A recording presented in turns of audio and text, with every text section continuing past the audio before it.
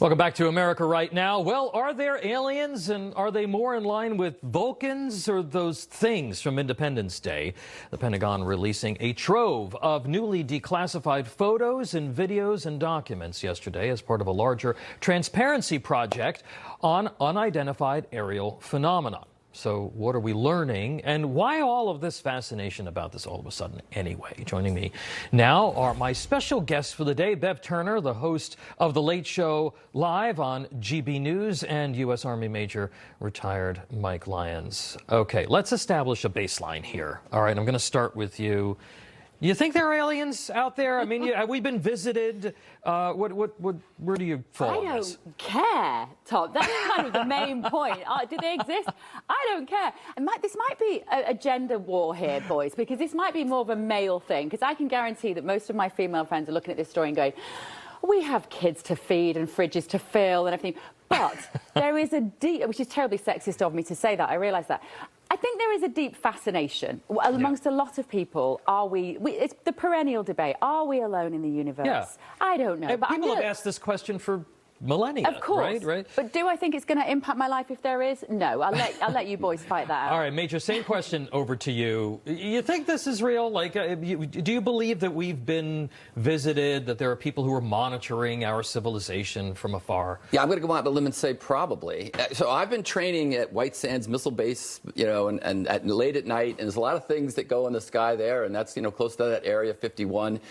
So, yeah, I mean, you look up and you're tired and you see something, you're not sure what it is, and then the Pentagon goes ahead and releases this information, these films. I mean, Navy pilots see things, you have astronauts seeing things. I think if you're going to say there's evidence for it, now, again, what could we do more about it? Not much. I'm pretty fascinated by this as well, and I happen to think, no, I am. I think it's great, but and I think that creation is bigger than we are in so many different ways. I agree with that, and I think that it's probably likely that Mr. Spock is out there. I think there's a risk here, and I'd like you to speak to this, Bev. We have a very aggressive, militant, atheist, secular left that is trying to drive the anti-faith messaging. And I think it's particularly risky for conservatives to be driving this, oh, well, there's alien life, because I think that ultimately that gets weaponized against faith communities. Do you think? Because I think there's a strong case you could argue there might be life on other planets whilst also being a god. Absolutely, absolutely. I just think that that's where the Marxists will come down, and they'll say, see, we told you all along, this is all nonsense, right? And that's... Possibly. I think what I think is interesting, and I genuinely give President Trump credit for this, this is a transparency drive. There's no doubt about that. And we know he's the most transparent president in history. He will talk to us journalists anytime, anywhere, any place about any topic. He doesn't sort of curate those situations. And I do admire the ambition, but also I think, does President Trump, do members of that government lie awake at night worrying about aliens? I don't think they do. I don't think they do. Yeah, and I agree with you that most Americans, this is not top of mind for them. It's the price of food at the grocery store. You mentioned that you were at White Sands, Major.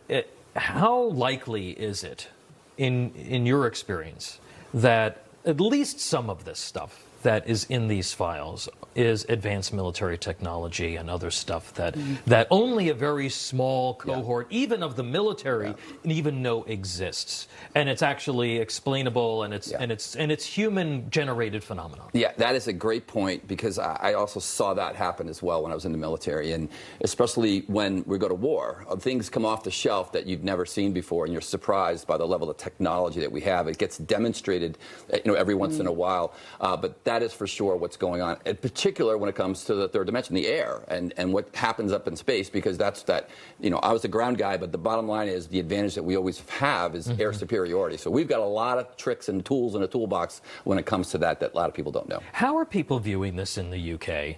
What are their... I mean, I know that the UK's got its own set of problems that it's dealing with right now. But where are people in the UK when they're watching all of this fascination about aliens in the United States in this release? Very similar to here. Yeah. There are those people who have been obsessed with this topic for years, who are relieved at President Trump trying to shed a little light on what might be the facts.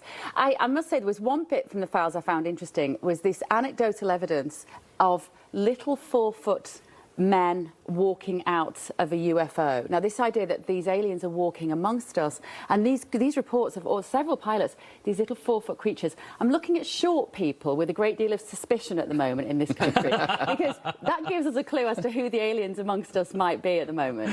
You know, you remember Men in Black? Men in Black. You know, Men in Black. Some of the celebrities are actually aliens from other planets, and that's why they act as weird as they do. You know, whatever it is. All right. Well, we're going to leave it there. There's more to come on this too. This is not a one-day story. They're going to be releasing these in tranches, and we'll see where it goes. And, you know, as with everything else, we'll see if there is, as I was saying, some sort of political impact, or it's going to in some ways be weaponized, because we are seeing a resurgence of faith, and you know that the left needs to respond to that in some fashion. So, all right. Well, Major, Bev, you're going to be sticking around with us for the rest of the show. and let's continue to have some fun. We appreciate you being here. All right, up next.